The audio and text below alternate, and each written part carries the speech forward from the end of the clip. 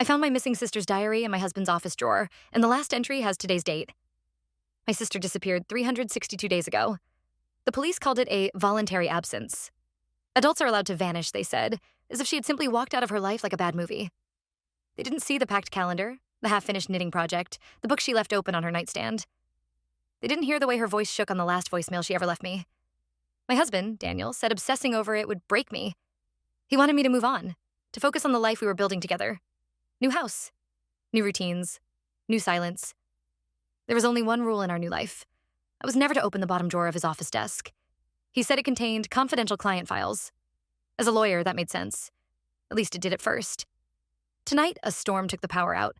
The house sank into that thick, suffocating darkness that makes every shadow feel occupied. Daniel was stuck at a late meeting, texting me updates that grew shorter and slower as the roads flooded. I went to the kitchen to search for candles, and instead found a small brass key taped under the top drawer. His office door was open. The glow from my phone screen barely cut the darkness as I stepped inside. The room smelled faintly of his cologne and printer ink. The bottom drawer stared back at me like a closed mouth. I told myself I was only checking for candles. The key turned almost too easily. The lock clicked, soft and final. Inside, there were no client files, no folders at all.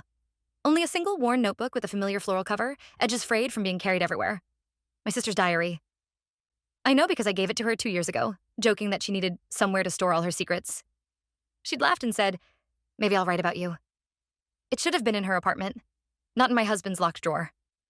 My hands shook as I opened it. Her handwriting danced across the pages. Quick, looping, confident. Entries about work, bad dates, a neighbor who sang off key at 3 a.m. Then, the last week before she disappeared, her writing grew tighter, more cramped. Someone is watching me. I feel stupid writing that, but I know what I feel.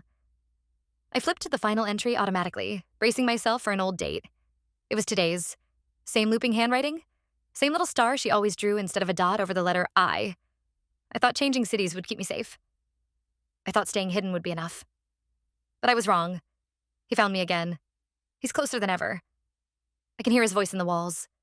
I don't know how much longer I can pretend I don't recognize him. The power flickered for a moment, a faint hum trying to return, then died again. My phone screen dimmed to conserve battery. In the reflection of the blackened window, I saw myself holding my sister's diary in my husband's office. From the hallway, keys jingled. The front door opened. "Babe?" Daniel called, his voice warm, familiar.